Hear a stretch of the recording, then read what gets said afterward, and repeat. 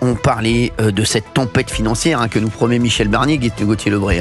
Absolument, une tempête financière si le budget n'est pas ratifié et si le RN vote la censure. Budget ou pas budget, de toute façon, il va y avoir... Alors, Michel Barnier, il se met évidemment, il vend son budget, donc il se met dans l'optique où c'est le budget de l'année dernière qui est reconduit, qui ne serait reconduit d'ailleurs que pour quelques mois, le temps que l'Assemblée vote un autre budget. Ce ne serait pas le budget, on ne fait pas copier-coller sur un an. Maud Bréjon a parlé d'un scénario à la grecque. Et Elisabeth Borne a même brandi ce qu'on peut dire des fake news, puisqu'elle a dit que si le budget n'était pas voté, il n'y aurait plus de carte vitale et les retraites ne seraient pas versées. Évidemment que ça ne se passe pas comme ça, mais c'était une manière aussi de faire peur et de mettre la pression sur le RN. Mais ça n'a pas très bien fonctionné sur Marine Le Pen, puisqu'elle a fait une tribune dans le Figaro pour demander au gouvernement et à leurs alliés d'arrêter les fake news. Non mais c'est rien, c'est sûr. Vous avez vu ce qu'a dit le ministre délégué chargé de la sécurité du quotidien sur les avions, Nicolas Daragon. D'ailleurs, sur les expulsions. Il faudrait qu'on l'ait demain, Nicolas Daragon, ou après-demain. Il faudrait peut-être qu'on le lance. Ça fait 15 jours que je vous dis de le lancer, mais il est lancé, mais je le vois pas, donc merci. Notre droit protège plus les auteurs que les victimes. Bravo à lui. Bravo à lui, bravo à Nicolas Daragon. Ça, c'est très fort ce qu'il a dit. Il a dit autre chose, Cyril, parce qu'on a eu le débat hier sur les expulsions, les refus des pilotes de décoller quand il y a une personne sous OQTF qui met le boxon dans l'avion, ou on a eu un témoignage saisissant d'une maman d'un pilote Air France qui nous disait que les personnes sous OQTF s'enduisaient de leur excrément pour être expulsées de l'avion et non du pays. Et Nicolas Daragon, donc ministre de la Sécurité du quotidien, a expliqué que certaines personnes sous OQTF se cognaient la tête dans l'avion. Exactement. Pour empêcher le décollage, et que le migrant doivent ensuite aller se faire soigner et donc ne puisse pas être expulsé. Ce qu'il a expliqué ce matin sur Europe 1 et CNews. Oui, je sais, mais il est bon, il est bon lui. C'est lui qui avait fait, vous savez, dehors, l'étranger qui viole dehors, l'étranger qui vole dehors. À l'Assemblée nationale, ça avait fait couler beaucoup d'encre à ce moment-là. Allez, on a Marie-Odile qui est avec nous d'Île-de-France. Bonjour Marie-Odile, merci d'être avec nous sur Europe 1. Bonjour Cyril et bonjour toute l'équipe. Bonjour. Merci d'être là Marie-Odile.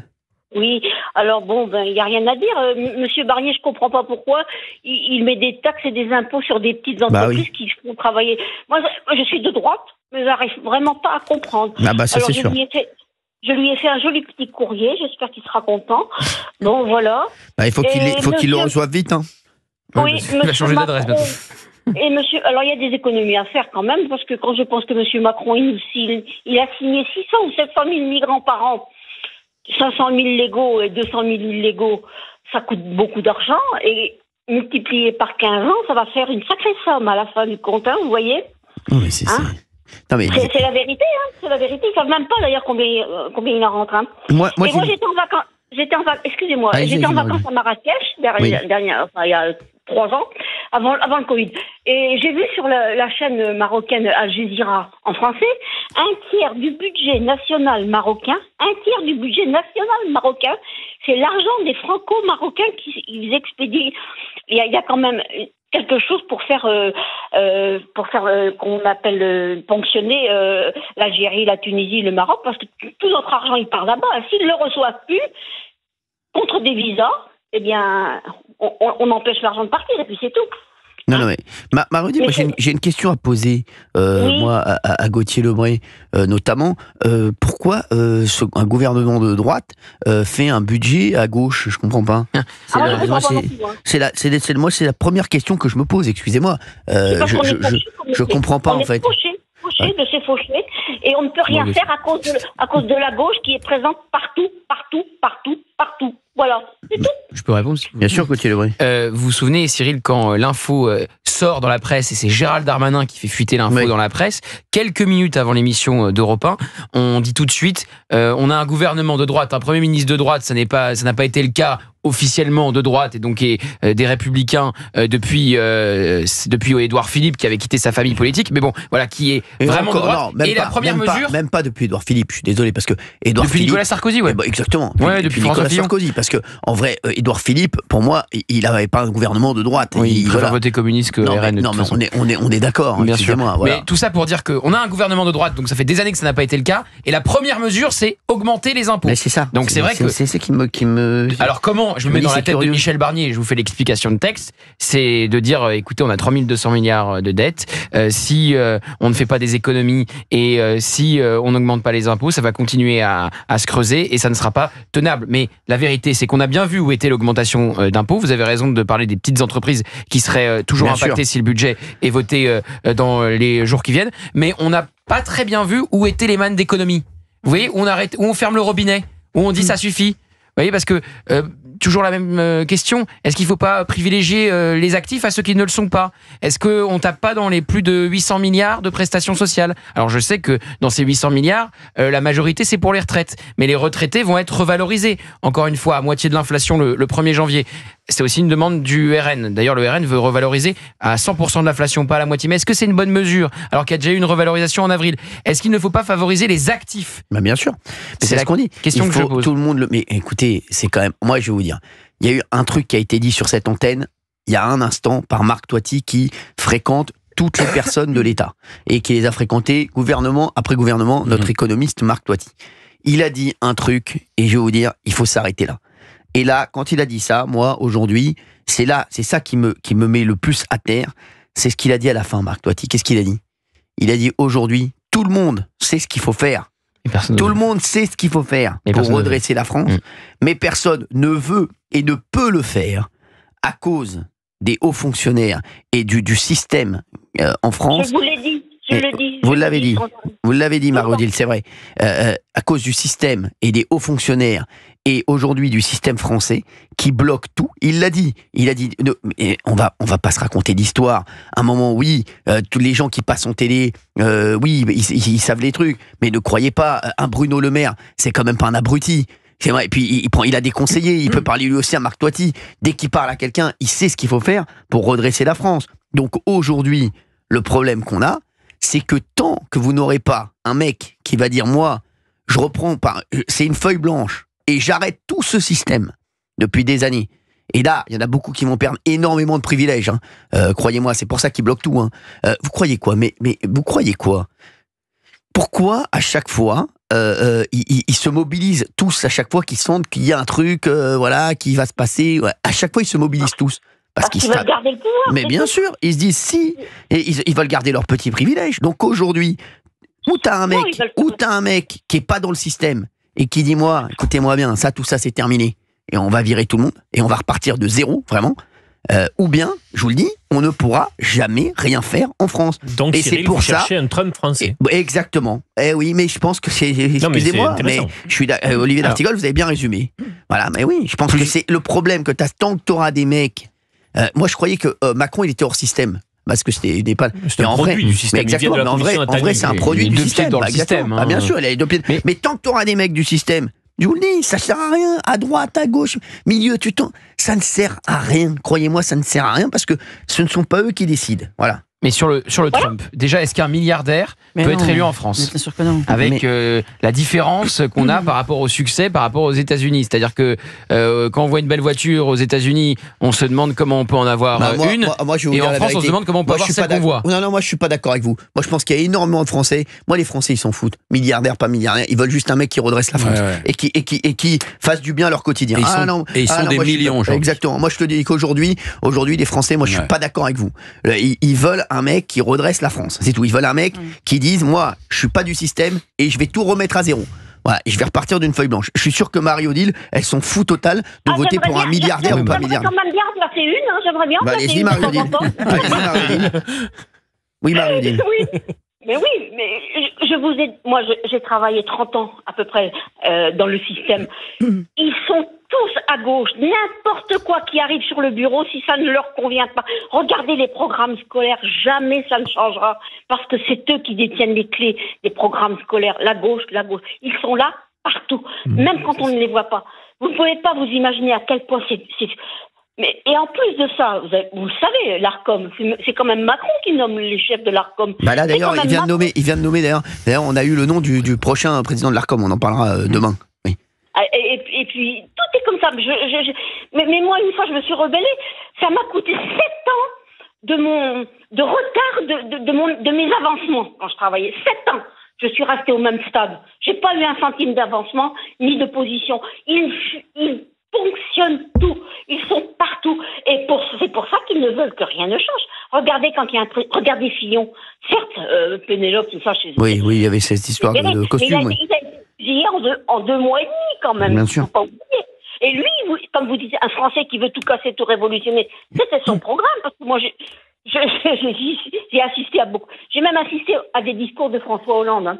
J'y ai presque cru, vous voyez. Comme Macron, j'y ai presque cru. Hein, mais on est foutus. Mais Marie-Odile, vous, est-ce que vous seriez prête, vous, je suis persuadé, vous vous en fichez totalement de voter pour un milliardaire ou d'un millionnaire. Moi, je vote pour quelqu'un qui travaille pour la France. Exactement, je pense qu'ils s'en foutent totalement. Parce qu'il y a un profil à la tapis, nous on avait un profil à la tapis. Exactement, parce qu'il y a un truc, je vais vous dire un truc. Parce que oui, tapis, mais voilà, mais il faut un profil un profil de quelqu'un qui sort, qui est pas dans le système. Trump, il est pour l'Allemagne, Merkel, elle a toujours travaillé pour l'Allemagne. Nous, Macron, la France, il travaille pour l'Europe, Macron. Macron, son but, c'est l'Europe. Faire de la France un département. Mais l'UE, elle est derrière tout ça. Il y a 85 à 87% de tout ce qui se décide là-haut. Le Mercosur et tout le bazar. Mais c'est à Bruxelles que ça s'est discuté. C'est pas à Paris, hein. Vous savez, ils ont beau faire ce qu'ils veulent. Macron, il a beau dire je suis contre, alors qu'il était pour, puisqu'il a négocié avec eux. Quel faux cul, ce mec. Elle est énervée, Marie-Odile. Oui, Gauthier Lebray. Mais justement sur Trump et le système, parce que c'est intéressant ce que vous dites. Il faut un Trump, donc un type Trump avec quelqu'un qui sera anti-système. Mais toute la stratégie du Rassemblement national, c'est l'inverse de celle de Donald Trump. C'est de lisser le discours, ne pas faire d'outrance, être dans le système, plaire pourquoi pas même au système.